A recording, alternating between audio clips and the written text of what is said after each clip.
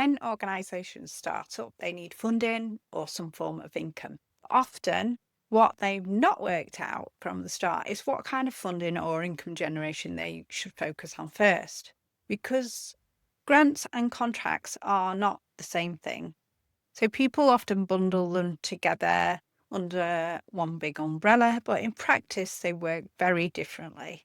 And if you chase the wrong route too early, you can waste your time and you can burn a lot of energy for no reason. In this video, I want to break down grants versus contracts in plain English and to help you decide what your organisation should focus on first. A grant is usually given to help you deliver something that fits the funder's aims. So there's often a bit more flexibility in how you shape the project, as long as it stays within the guidelines and the funding agreement. Grants can be brilliant for testing new ideas, piloting something that you're quite new at, and delivering activity when you're at an early stage, when your organisation is just setting up. Maybe starting to build evidence of what you can do, or when your work is preventative, community-led, or hard to package as a formal contract. So taking on your first few small grants will help you to build your track record and prepare you to take on more larger grants and then to start contracts. Now, contracts are different. With a contract, commissioner is buying a service. So this can be a public sector body or maybe a private company where essentially you'll be contracted in to provide a product or services, or maybe both. And this can be as small as maybe a one-day event that you deliver, or it can be 2 or 3 years worth of work. They're varied. So check out my earlier video on how to find and win your first public sector contract. And there's more information on there to help you with the practicalities.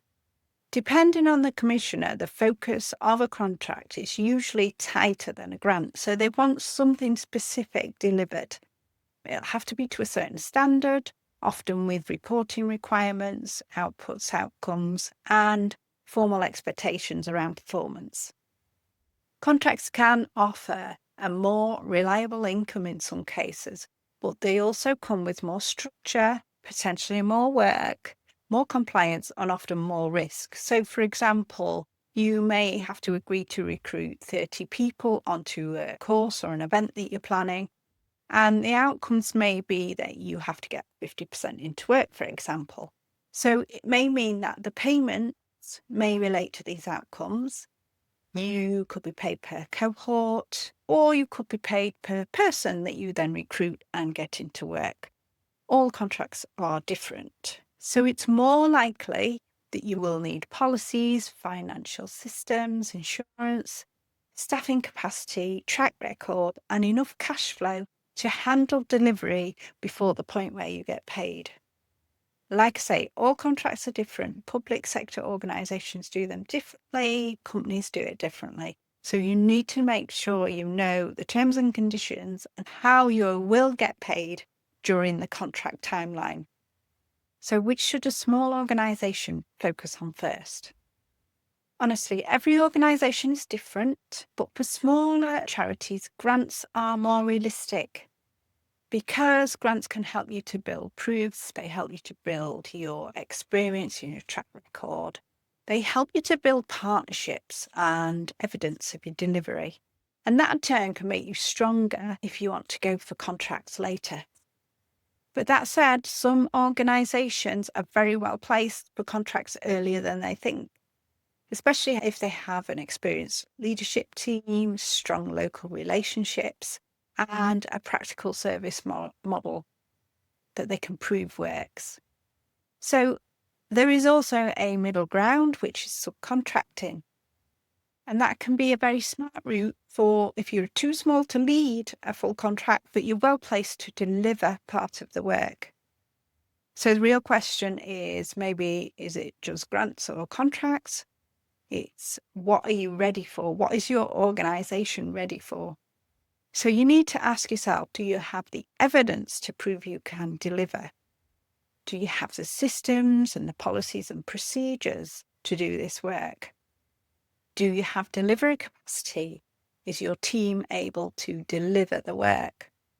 Do you need any kind of flexibility that you can make sure the contract has, or the subcontract, or the grant? What flexibilities do you need, if any? Do we need to build confidence first? So think about that's your confidence in your ability to deliver as much as the commissioner's confidence or the funder's confidence in you to deliver. Also ask, are we insured to do this? So if you need to top up your insurance to be able to deliver a contract or a piece of work, if you're still shaping your model, you're still perfecting your model, and you're building your first real body of evidence, then grants may be a better focus for you to start. If you have a clear service, solid capacity, and strong infrastructure, then contracts may be worth exploring. If you're somewhere in between, it might be a better idea to do some networking and find some more experienced organizations that you can complement their work to act as a subcontractor. Now, this helps you to learn the ropes a little bit. It helps you to make sure you build that confidence that we talked about earlier. And it helps you to get to know how you would be able to deliver something bigger for your organization. The key is to match your route to your reality. Everybody is different. Ambitions are different. Some people are quite happy to deliver just a couple of pieces of work per year. Others need much more than that. So there is no prize for sprinting into procurement when you're not ready. So prepare yourself. And when you feel ready, then ask yourself those questions. If you found this helpful, then please subscribe to my channel, because the algorithm will then know to send you more videos on what's useful to you. Thank you for listening. Remember to look at my other videos to help you to start, build and grow your enterprise. Best of luck. See you in the next one.